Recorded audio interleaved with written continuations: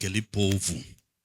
Você vai ver na leitura aí que o Senhor, aquele que passeia no meio da igreja, que conhece tudo e todas as coisas, ele começa tecendo elogios, né? Dizendo das características boas que havia naquela igreja. Mas você vai ver na leitura aí, nós vamos falar mais aqui, que dentre aqueles elogios, dentre aquelas afirmações das coisas boas, Deus faz uma advertência. E é justamente nesse ponto que eu quero chamar a sua atenção para hoje, para a igreja hoje, na cidade de Cristalândia. Glória a Jesus. Ah, pastor, mas aí o Senhor estava usando o escritor para escrever e falar a respeito daquela igreja. E para que ficou escrito, se era para se perder lá? E nós estamos em uma geração tão longe, mas tão parecida, que somente Deus tinha o poder desse tão grande conhecimento. Glória a Jesus. Diz assim a palavra do Senhor. Vou ler na minha Bíblia aqui, por causa de várias versões.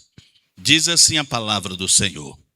E ao anjo da igreja em Éfeso escreve: estas coisas diz aquele que conserva na mão direita as 7 estrelas e que anda no meio dos 7 candeeiros de ouro.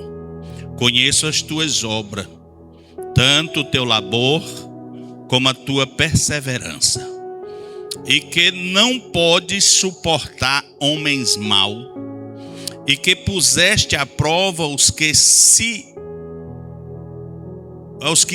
mesmo se declaram apóstolo e não são, e os achaste mentirosos. E tem perseverança, suportaste prova por causa do meu nome, e não te deixaste esmorecer. Tenho, porém, contra ti, que abandonaste o teu primeiro amor.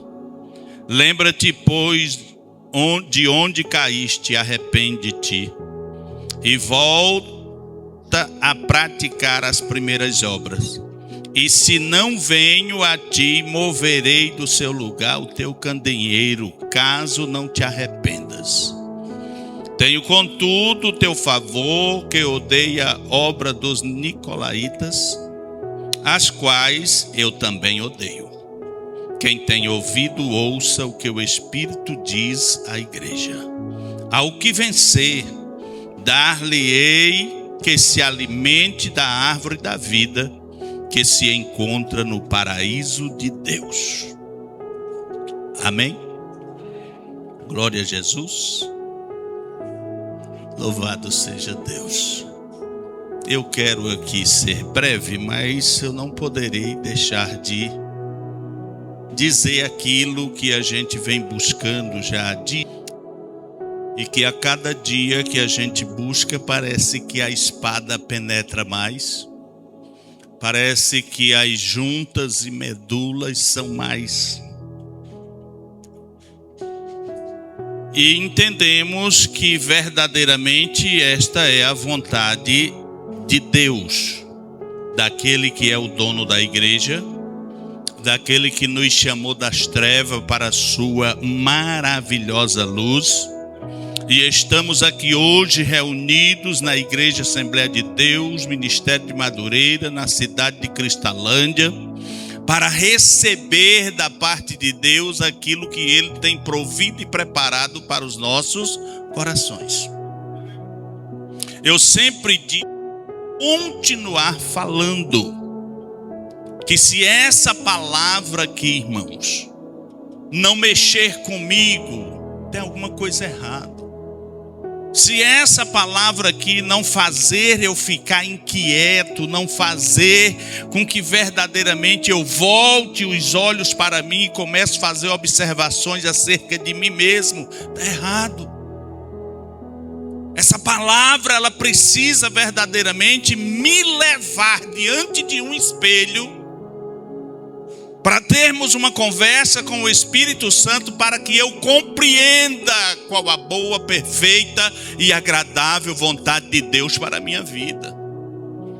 Se isto não acontecer, está errado, porque o que é que vai nortear a sua vida? O que é que vai reger a sua vida como um cristão, como um discípulo, como alguém que almeja um dia morar no céu, entendendo que tudo isso, irmão, um dia vai passar. Esse mundo que você vê aí cheio de fantasia, tantas coisas maquiadas, né? Tantas ofertas que parece ser linda, maravilhosa, tudo isso vai passar. Essa palavra, ela está se cumprindo dia após dia. Olha o cenário que estamos vivendo novamente, olha a guerra se levantando novamente, olha a situação que está no meio dos governantes.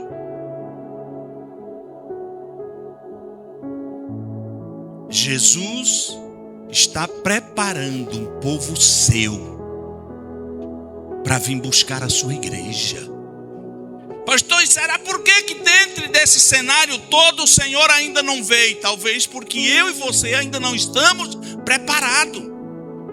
E pela misericórdia dele, ele não quer que ninguém se perca, mas que todos venham ao arrependimento e ao conhecimento da verdade. Louvado seja o nome de Jesus. Talvez se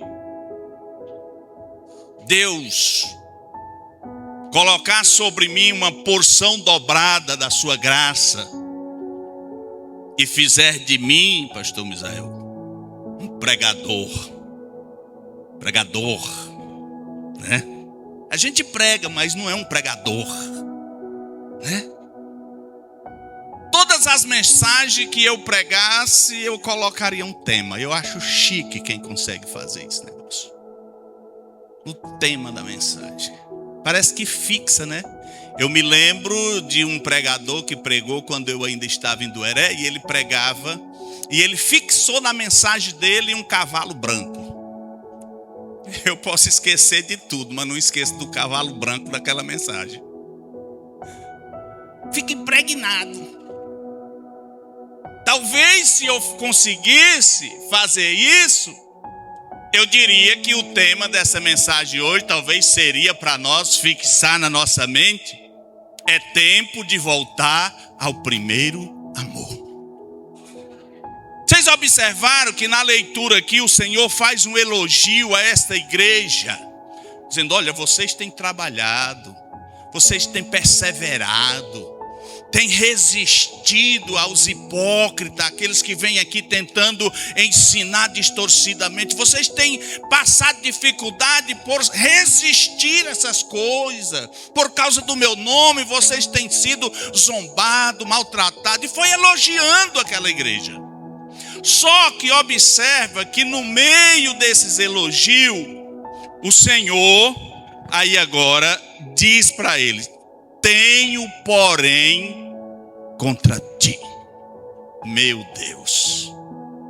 Ei, aquele mesmo Deus, o mesmo Senhor, que vê tudo e conhece todas as coisas, esse que o texto diz aqui, ó, que ele passeia no meio dos candeeiros. Ei, ele está dizendo assim: eu estou passeando no meio de vocês.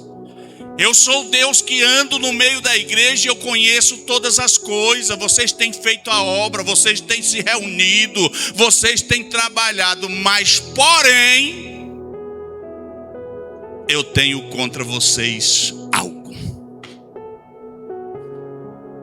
Vocês olhou aí que tem isso no texto? Capítulo 4, do versículo 4. Tenho, porém, contra ti, que abandonaste o teu primeiro amor. Vocês fazem tudo, vocês parecem perfeitos, vocês se reúnem, vocês trabalham, os departamentos se locomovem, se articulam,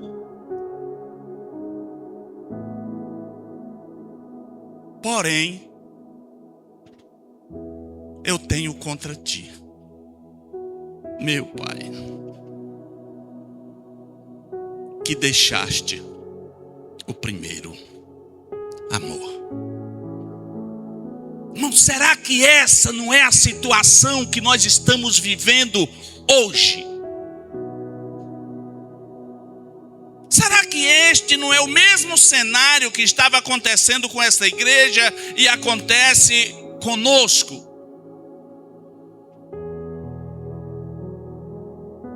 Eu não estou dizendo daquela coisa que ainda você sente, daquela emoção, daquele negócio que faz você vir de vez em quando, daquele negócio que faz com que você entenda que é bom vir no culto. Não estou dizendo disso. Eu estou dizendo daquele negócio que arde, que faz você levantar do seu acomodismo, que faz você entender que Deus tem prioridade na sua vida, que faz você entender que pela causa de Cristo, nem que morramos, mas não negamos o seu nome. Não estou dizendo que não tem ainda um fogo aí, mas eu quero saber e preciso que você se questione nesta noite para você entender se essa chama ainda arde no teu coração, se essa chama ainda arde no teu peito, a ponto de você colocar Deus como prioridade na tua vida.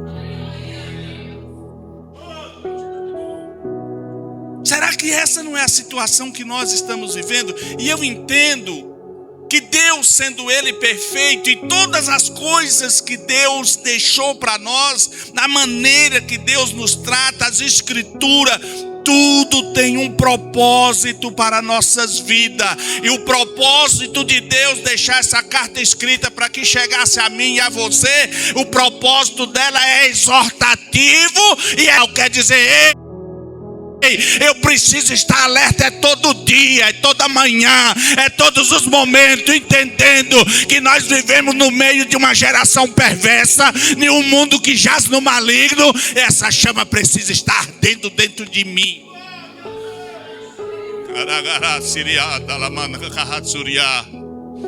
Aleluia. Aleluia. Às vezes estamos fazendo tudo, irmãos. Venho na escola, vem um culto da CIB, será que vem? Algumas vêm. Vem no culto de jovens, será que vem? Meu Deus, os 4 jovens vêm. Será que isso prova o meu amor que eu tenho por Deus? Será que isso prova a forma com que eu estou dizendo que estou servindo? Será que a maneira que como eu estou dizendo que eu estou adorando? Será que isso prova que esta chama está ardendo em mim? Às vezes eu estou achando que está tudo perfeito, mas esse fogo, esse amor, ei, nós precisamos nos avaliar como crente, como alguém que estamos dizendo que vamos morar no céu. Será que isso é de verdade?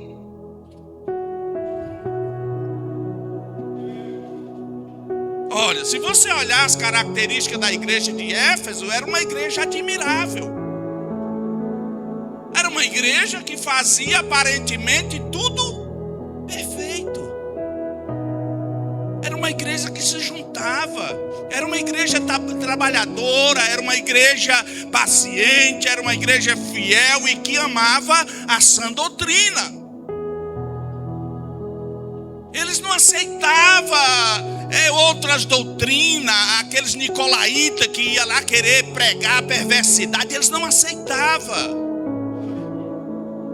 Pode observar no texto aí que Jesus chega elogiando aquela igreja, falando das qualidades boas que eles tinham, do zelo, da perseverança. Porém, no meio de tantos acertos, porém, no meio de tantos elogios, Jesus enxergou algo que às vezes eu não enxergo, você não enxerga, ninguém consegue detectar. Você já viu um ditado que diz assim: coração é terra que ninguém conhece, mas Jesus conhece. Gostoso é isso. Eu não sei o que se passa no teu coração, mas Jesus esquadrinha ele. Ele sabe até quantas veias tem no teu coração.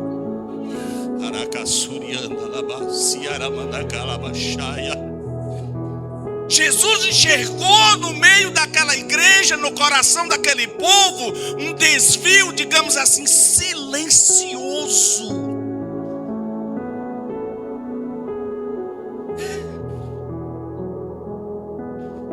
Algo, digamos assim, perceptível, algo difícil, Gabriel, de se detectar.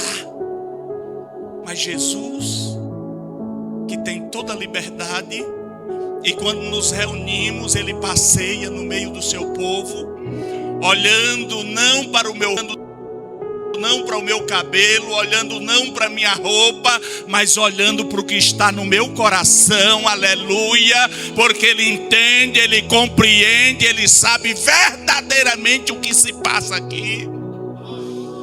E Ele detectou, Ele disse: olha, porém, eu tenho contra ti, meu Deus, aleluia. Vocês estão fazendo tudo aparentemente perfeito, mas falta muito.